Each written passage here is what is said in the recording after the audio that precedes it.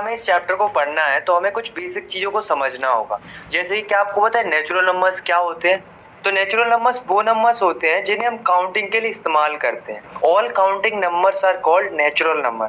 जैसे कि 1, 2, 3, 4, 5 and so on. मतलब जो 1 से स्टार्ट होते हैं और चलते जाते हैं। नेक्स्ट है होल नंबर्स। तो चलिए समझते हैं कि होल नंबर क्या होते हैं। तो अभी भी मैंने आपको नेचुरल नंबर्स बताए थे। क्या होते हैं? जो 1 से स्टार्ट होते हैं, जैसे कि 1, 2, 3, 4, 5 एंड सो ऑन चलते जाते हैं, ये नेचुरल नंबर होते हैं। अगर इन नेचुरल नंबर्स के साथ हम जीरो और इंक्लूड कर देते हैं तो ये नंबर्स हो जाते हैं होल नंबर्स। तो हम डेफिनेशन लिख सकते हैं, zero with all natural numbers are called whole numbers. Next है इंटीजर्स। तो इंटीजर्स कलेक्शन होते हैं सारे नेगेटिव और पॉजिटिव नंबर्स के, इंक्लूडिंग जीरो। मतलब इंटीजर्स के अंदर सारे नेगेटिव नंबर्स भी आते हैं, जीरो भी आता है और सारे पॉजिटिव नंबर्स भी आते हैं।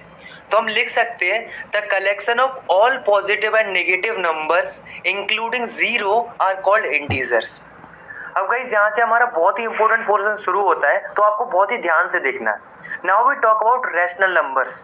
तो रैशनल नंबर्स क्या होते हैं? देखो, a numbers that can be expressed in the form of p by q where p and q are integers and q not equal to 0। Simply rational numbers वो numbers होते हैं जिन्हें p by q की form में लिखा जा सकता है, मतलब फ्रैक्शन में, या हम कह सकते हैं बटे की फॉर्म में। जैसे कि 2/3, 4/5, 6/4, 3/2। इस तरीके के जो नंबर्स होते हैं वो रैशनल नंबर्स होते हैं। पर इसमें भी एक कंडीशन होती है कि q बराबर 0 नहीं होना चाहिए।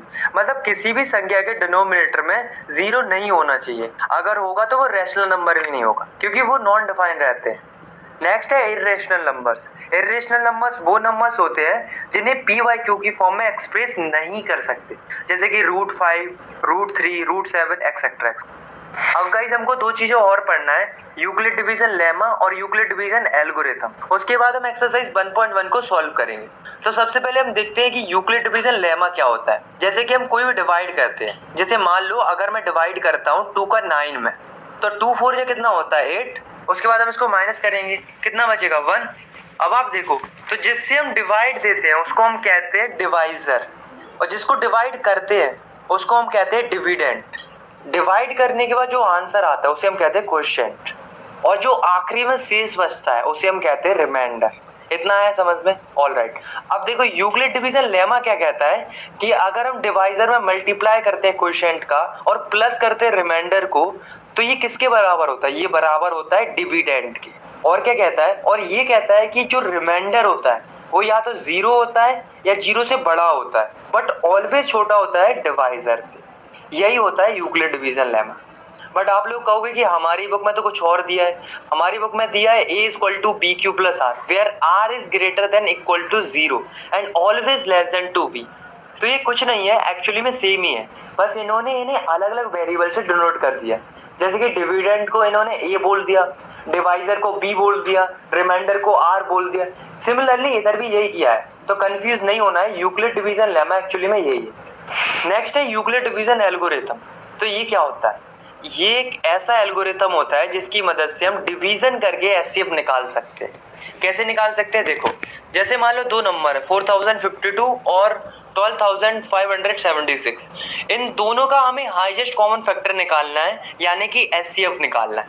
अब कैसे निकालेंगे? देखो, सबसे पहले हम ये चेक करेंगे कि इन दोनों नंबर्स में से कौन सा नंबर बड़ा है। तो ये वाला नंबर बड़ा है, इसलिए ये हो जाएगा डिविडेंड और ये हो जाएगा डिवाइजर। तो चलिए वो हम डिवाइड करते हैं। कितनी बार में जाएगा? लगभग 3 बार में। कितना आएगा? 12156। और रिमाइंडर कितना आएगा? 420। अब देखो यहाँ पर हमारा जो रिमाइंडर है वो 0 नहीं आया, और जब तक हमारा रिमाइंडर 0 नहीं आएगा तब तक हम इसे और आगे तक सॉल्व करते जाए। कैसे सॉल्व करेंगे? डिवाइड तो खत्म हो गया। देखो, तो जो हमारा रिमाइंडर है वो बन जाएगा डिवाइजर, और जो पहले का डिवाइजर था वो बन जाएगा डिविडेंड। तो अगेन हम डिवाइड करेंगे, तो आपकी बार रिमाइंडर कितना आएगा? 272। तो आपकी बार भी हमारा रिमाइंडर 0 नहीं आया। तो अभी हमें और आगे तक सॉल्व करना है सेम प्रोसेस के साथ। तो देखो, अब की बार भी रिमाइंडर 0 नहीं आया, 148 आया। फिर करेंगे, अब की बार 124 आया। फिर करेंगे, 24 आया। फिर करेंगे, 4 आया। और फाइनली अब की बार करने पर हमारा जो रिमाइंडर है वो 0 आ जाता है। और जब हमारा रिमाइंडर 0 आ जाता है तो समझ लो कि हमारा क्वेश्चन सॉल्व हो गया। हमें निकालना क्या था, एचसीएफ।